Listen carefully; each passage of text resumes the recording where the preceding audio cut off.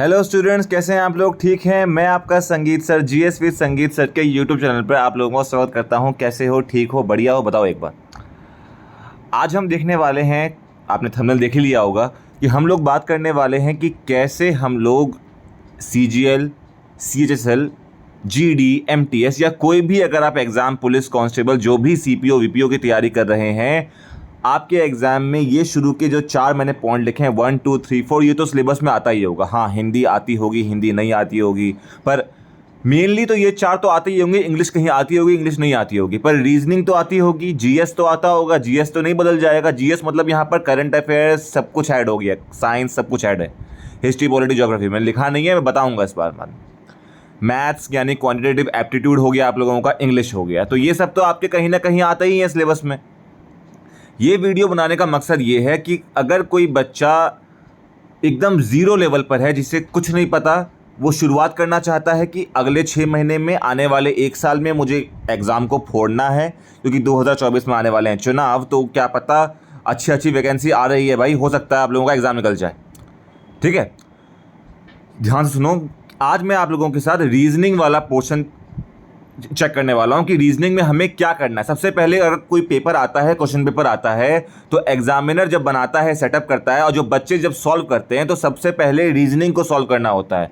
मैं खुद ये चैनल पर जीएस पढ़ाता हूं, पर मैं आपसे कहूंगा कि रीजनिंग सबसे पहले सॉल्व करो, क्योंकि ये लोएस्ट हैंगिंग फ्रूट है। मतलब सबसे पहले रीजनिंग के मार्क्स 1 महीने के अंदर आप इसमें मास्टरी कर सकते हो, और इसके अंदर 20 से 25 टॉपिक्स आते हैं। पर मैंने एनालिसिस किया हुआ है, जिसमें आप लोगों के एग्जाम्स में क्वेश्चन तुरंत बनेंगे, जिससे आपका पता चल जाए कि हाँ, मुझे पढ़ना क्या होता है। आप लोगों को क्या करना है, सबसे पहले जो भी एग्जाम की तैयारी कर रहे हो, चाहे वो आप कांस्टेबल की, सीपीओ की, सीएचएसएल की, सीजीएल की, तो किरण पब्लिकेशन की या कोई भी किताब जो आपको प्रेफर करनी होती है, आप कर सकते हो। वहां से आप क्या ले लो, किरण पब्लिकेशन की ले सकते हो, प्रीवियस ईयर क्वेश्चन, क्योंकि प्रीवियस ईयर क्वेश्चन जो होते हैं ना, पीवाईक्यू बोलते हैं उसे, पीवाईक्यू बोलते हैं। तो ये प्रीवियस ईयर क्वेश्चन जो होते हैं ना, आप लोगों के एग्जाम्स में आने वाले, आपको आदत पड़ जाएगी उन सबको देखने की, क्वेश्चंस की, सॉल्व नहीं करना है। एक पीवाईक्यू की बुकलेट आप रख सकते हो अपने साथ, जिससे आप लोगों को पता रहे कि क्या ट्रेंड क्या चल रहा है आने वाले। अब जो 20 साल पहले जो पेपर में आया था, तो अभी थोड़ी ना आएगा,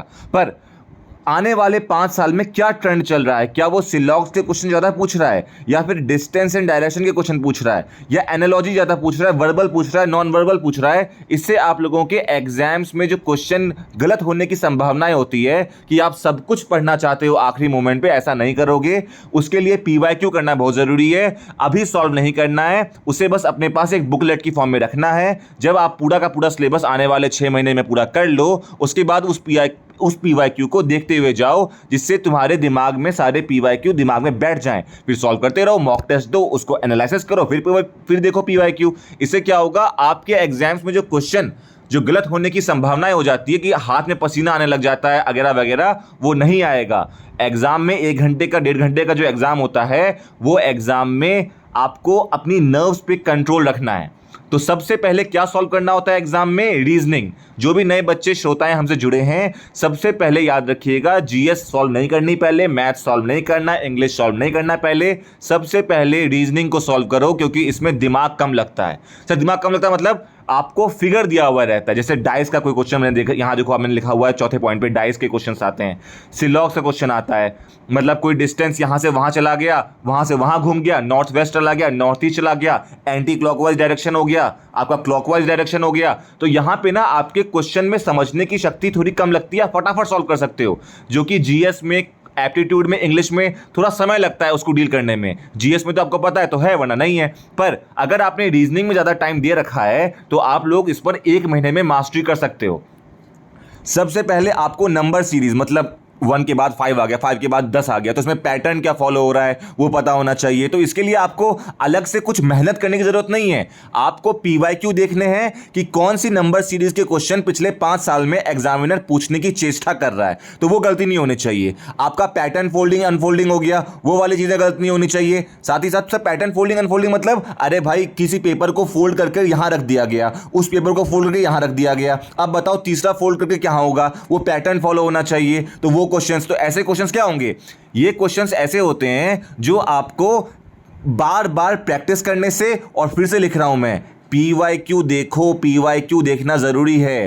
पूरा रीजनिंग कोर्स कंप्लीट कर लो, किसी का भी पढ़ो। मैं तो बोलूँगा तुम्हें कोई कोर्स लेने की ज़रूरत नहीं है, इतना ज़्यादा यूट्यूब पे मटेरियल पड़ा हुआ है फ्री में। किसी भी टीचर का पकड़ लो, उसका देख लो पूरा कोर्स, 1 महीने में पूरा कोर्स रीजनिंग का कंप्लीट हो जाता है और रीजनिंग में आराम से 1 महीने में मास्टरी कर सकते हो। फिर उसके मॉक टेस्ट दो, ब्लड रिलेशन, पापा का पोता का बेटा का चचा, जो भी होता है इसमें कि चाचा का भतीजा क्या हुआ, आखिरी में वो फोटो में दिखने वाला बंदा के साथ उसका क्या रिलेशन है। तो ये क्वेश्चन बड़े ईजी होते हैं यार, रीजनिंग का क्वेश्चन बड़ा आसान होता है, इसमें ज़्यादा टाइम देने की जरूरत नहीं होती है। ये इस पर आप लोग 5-10 मिनट में पूरे 25 क्वेश्चन कर सकते हो और आराम से। आजकल का तो एसएससी सीजीएल का जो सिलेबस है उसमें जो जिस तरीके से पैटर्न फॉलो हो रहा है, हलवा पेपर आ रहा है।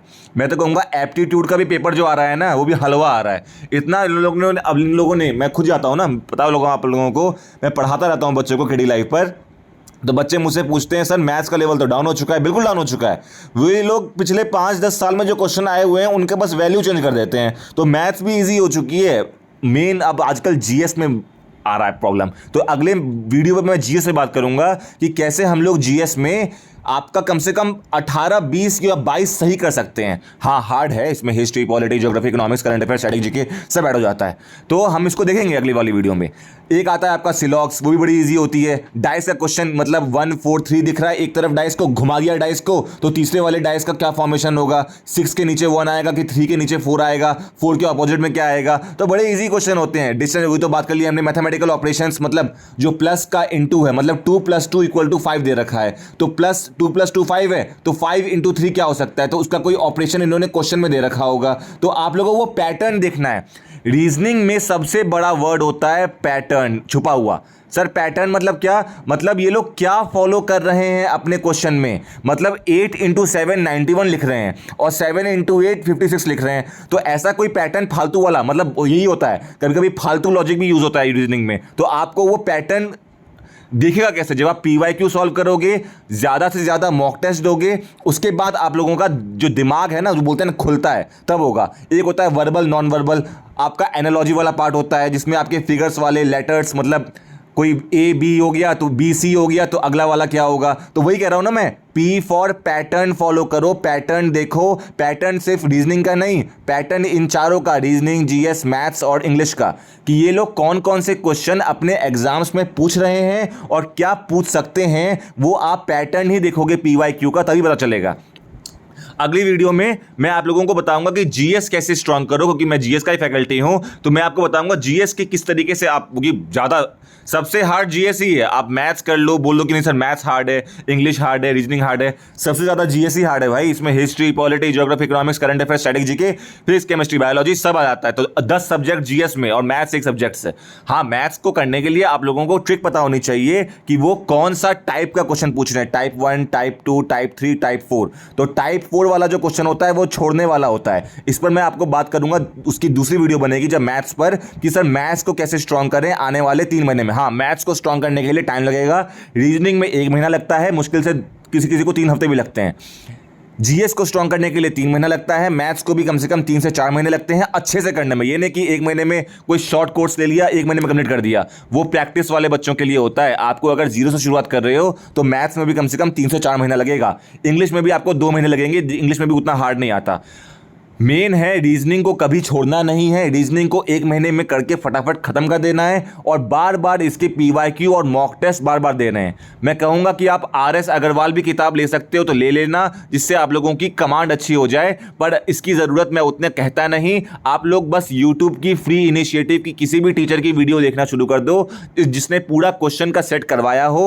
हर एक लेवल पर जो मैंने यहाँ पर लिखा है वही क्वेश्चन रिपीट होते हैं। बार बार 5 साल के क्वेश्चन सॉल्व करो, आराम से 25 में से कम 22, 23 या कभी-कभी तो 25 ही मार के आ जाओगे सही क्वेश्चंस। चलो, कैसी लगी वीडियो?